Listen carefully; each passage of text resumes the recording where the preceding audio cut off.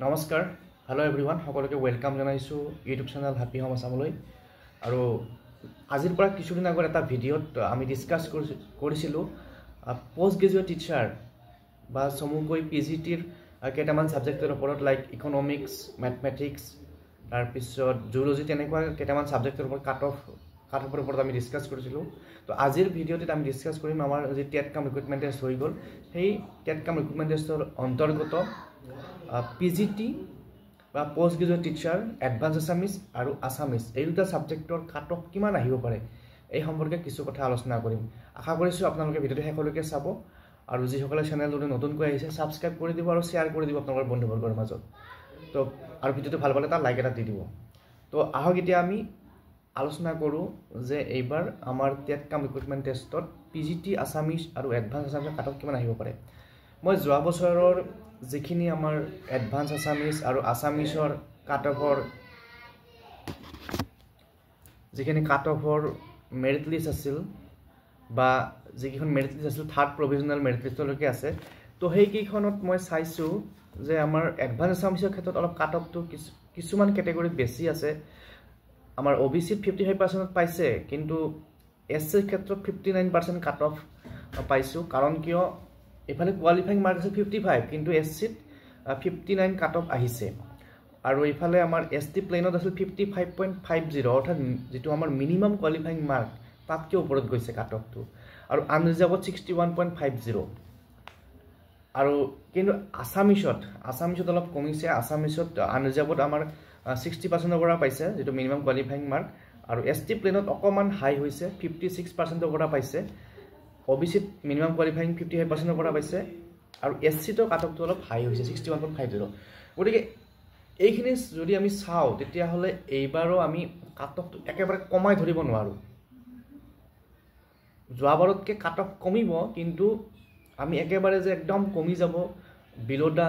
standard level গুছি যাব হেতু আমি এক্সপেক্ট কৰিব নোৱাৰো আমি কেৱল দুটা পইণ্টত কাট অফটো অলপ কম যাব বুলি আশা কৰিব পাৰো এটা পইণ্ট আছে ডিফিকাল্টি লেভেলৰ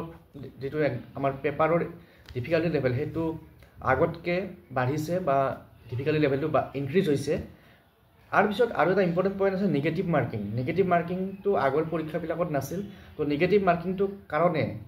অলপ কাট অফটো কমি যাব কিন্তু আমি ভ্যাকেন্সিৰ কথা যদি চাবলৈ যাও ভ্যাকেন্সি যিমান আছে তাতকৈ ক্যান্ডিডেটও হিমান আছে ক্যান্ডিডেটটো বহুত বেছি আছে ইভেন আসামিজতটো মোস্ট প্ৰবাবলি আমাৰ এডুকেশনতকৈ আসামিজত ক্যান্ডিডেট বেছি তো মই জাস্ট এটা আইডিয়া কৰিছো হয়তো একদম এক্সাক্ট ফিগাৰ নহব পাৰে তো আসামিজত যদি আমি চাও আসামিজত মোৰ হিচাপত টোটাল ক্যান্ডিডেট 7000 মান হ'ব লাগে 7000 আৰু ভ্যাকেন্সি আছে এডভান্স আসামিজত 115 আৰু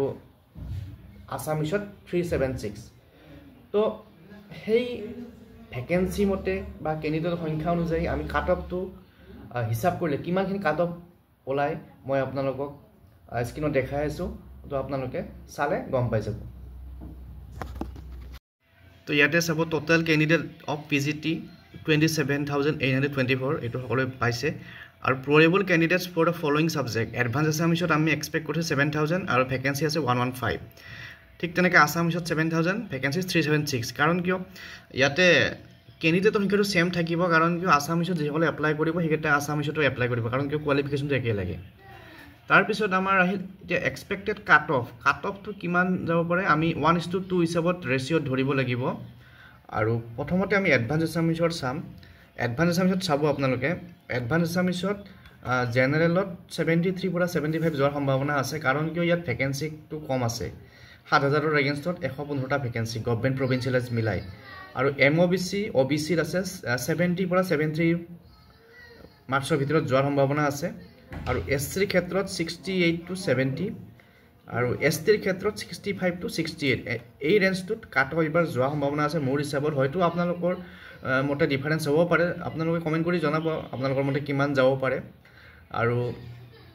হয়তো ইয়াতকে যদি কমি যায় হেতু খুব ভাল কথা আৰু আশা কৰিছো ইয়াতকে কমি যাওক ইয়াতকে বাঢ়ি যাব নালাগে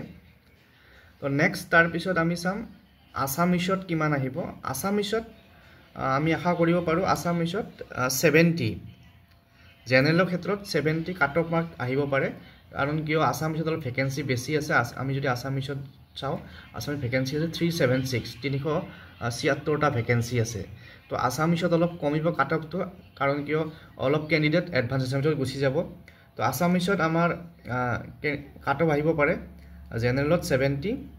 OBC MOBC 65 SC 63 আৰু ST 60 এইখিনি হ'ব পাৰে আমাৰ